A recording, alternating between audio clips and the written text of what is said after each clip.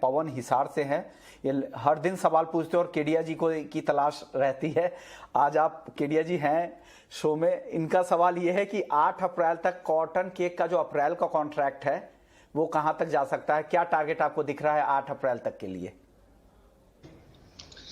देखिए, बिल्कुल जो करंट फंडामेंटल है वो काफी मजबूत है कॉटन के लिए। हमने देखा है इंटरनेशनल में भी, यूएस के अंदर जो कंसर्न्स है टेक्सास के अंदर, वो भी एक प्राइजेस को अपलिफ्ट किया है और 140 सेंट का लेवल तोड़ चुका है। तो मुझे लगता है कि करंट लेवल्स के हिसाब से अगर हम देखें तो बाइंग कंटिन्यू रखी है। इमीडिएट टारगेट तो 44 400 500 का ही है, बट आई थिंक मोमेंटम और ज्यादा बढ़ता हुआ दिखाई देगा, जो 45,000 का भी लेवल छू सकता है। बट कॉशियस रहिए, वॉलिटिलिटी है, बट ओवरऑल मुझे लगता है 45,000 का लेवल हम 8 से 10 अप्रैल के बीच में भाव को टच करते हुए देख पाएंगे। चलिए, तो ये व्यू है पवन के लिए कॉटन केक पर। चलिए, अगले दर्शक है संजय यादव है अलवर से। ये जानना चाह रहे हैं केडिया जी की क्या सरसों खरीदने का सही वक्त है? क्या स्टॉक कर सकते हैं सरसों को? क्या सलाह देंगे इनको?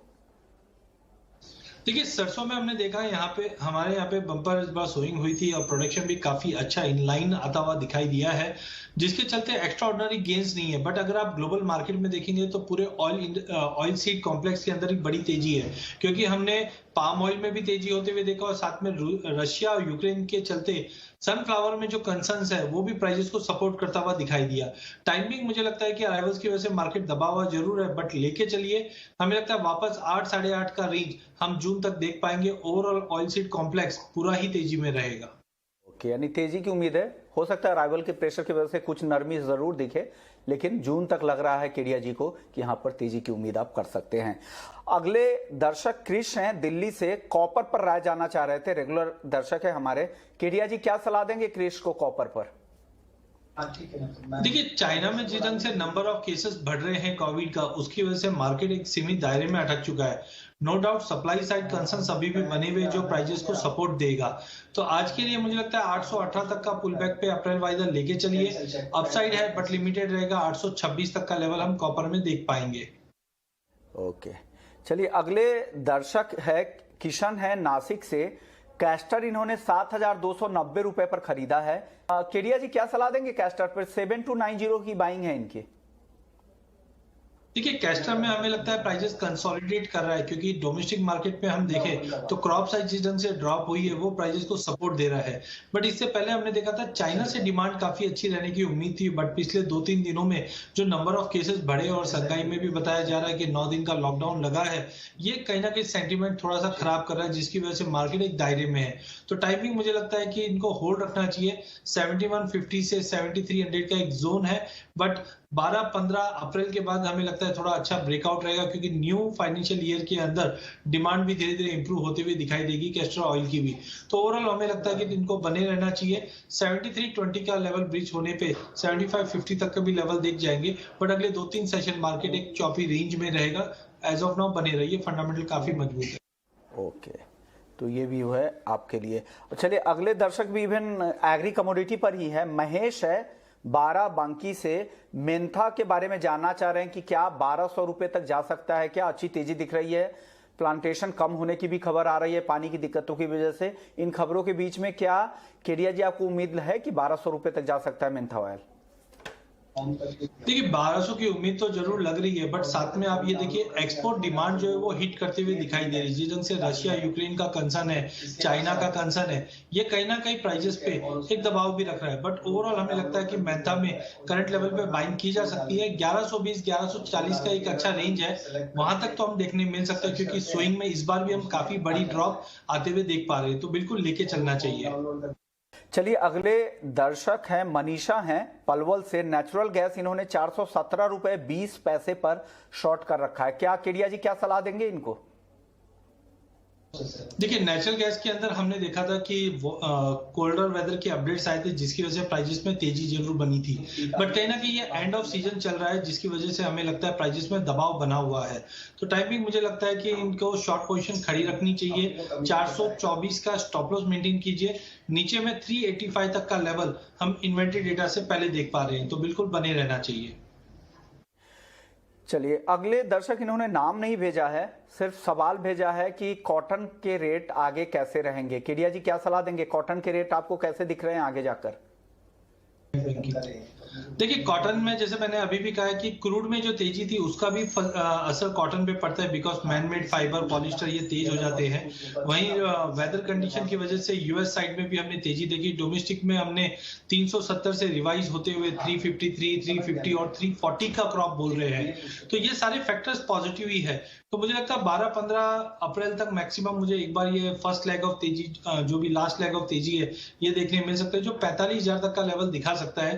तो जब तक प्राइस 38,500 के ऊपर मेंटेन है, कॉटन को लेके चलिए, ऊपर में हमें लगता है 45,000 तक का लेवल दिखा सकता है। ओके, चलिए अगले दर्शक है सीधाजी पवार हैं। ये जानना चाह रहे हैं कि क्या तेल तिलहन में आगे तेजी दिखने वाली है या नरमी आएगी, क्या सलाह देंगे केडिया जी? देखिए पूरे तेल तिलहन के कॉम्प्लेक्स की बात करें तो नो डाउट मस्टर्ड के क्रॉप के चलते हमने थोड़ा सा अंडर परफॉर्मेंस देखा, बट कहीं पे भी कोई भी फंडामेंटल ऐसे नहीं है जो बेरिश दिखाई दे रहे हैं। जिस ढंग से हमने इंडोनेशिया से भी आते हुए देखा कि प्रोडक्शन तो बढ़ रहे हैं, बट जो कैपिंग की है 30% रिटेन करेंगे, वो भी प्राइजेस के लिए फैक्टर सपोर्टिव कर रहे हैं। तेल के भाव में नो डाउट पिछले 2 दिन में गिरावट जरूर है, बट अभी भी 110 के करीब है, वो भी सपोर्टिव, क्योंकि बायोफ्यूल की डिमांड बढ़ जाती है। पहली बार इतिहास में ऐसा हुआ है कि पाम ऑयल, मस्टर्ड और ग्राउंडनट के प्राइस के ऊपर चले गया। तो ये भी एक संकेत है कि हमारे ग्राउंडनट और मस्टर्ड ऑयल है वो काफी सस्ते। तो ओवरऑल मुझे नहीं लगता कि बड़ा फॉल है, खास करके सोयाबीन पे अब ध्यान रखना चाहिए, क्योंकि पॉलिटी इंडस्ट्री से डिमांड इंप्रूवमेंट की बातें आ रही है, जो कहीं ना कहीं सोयाबीन को भी सपोर्ट करेगा। तो ओवरऑल मुझे लगता है कि जून तक सारे ही ऑयल सीड कॉम्प्लेक्स जो है वो तेजी में ही रहने हैं। ओके, यानी तेल तिलहन में तेजी की उम्मीद अभी भी बरकरार है, जून तक अच्छी तेजी आगे भी दिख सकती है। चांदी पर केडिया जी आपका व्यू? देखिए चांदी में हमें लगता है कि प्राइजेस जबरदस्त तेजी में ही है। नो डाउट 60,000 से हमने 72,000 का भी लेवल देखा, थोड़ा पुल बैक है।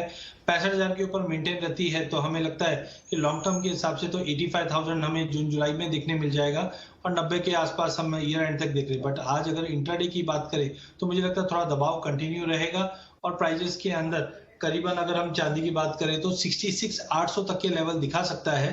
बट कहीं ना कहीं अगले ये वीक के बाद बुधवार बृहस्पतिवार में स्ट्रांग रिकवरी भी रहेगी, तो आज के लिए मंदी कर सकते हैं।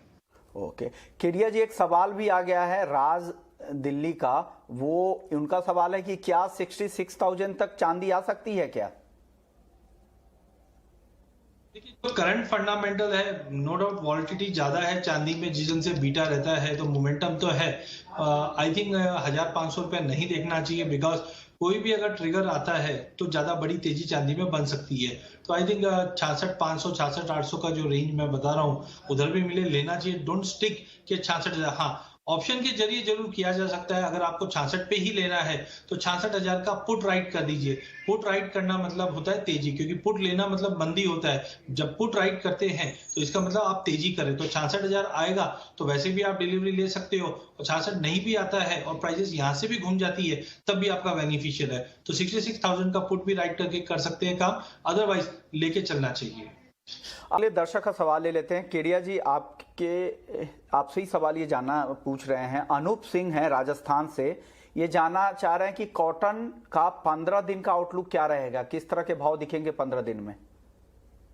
देखिए जैसे मैं अभी रिसेंटली बताया भी था कि मार्केट में हमारा व्यू था कि 38,500 का लेवल जब तक ब्रीच नहीं करता है या 130 सेंट का, तब तक मार्केट एक दायरे में रहेंगे। बट हमने अच्छे न्यूज के बाद अच्छे वॉल्यूम के साथ 130 सेंट का लेवल ब्रीच होते हुए देखा, जो टेक्निकली हमें लगता है कि 153 सेंट तक दिखा सकता है। वहीं डोमेस्टिक मार्केट की बात करें तो 38,500 के ऊपर जब तक प्राइसेस मेंटेन है, हमें लगता है 45,000 का लेवल हम 10 से 15 अप्रैल के बीच में देख पाएंगे। वहां पे एक बार प्रॉफिट बुक कर लेना चाहिए। ओके सर, पवन हिसार से एक बार फिर से सवाल इन्होंने भेजा है। ये जानना चाह रहे थे कि कॉटन केक का अप्रैल कॉन्ट्रैक्ट का टारगेट जानना चाह रहे हैं, कॉटन केक का।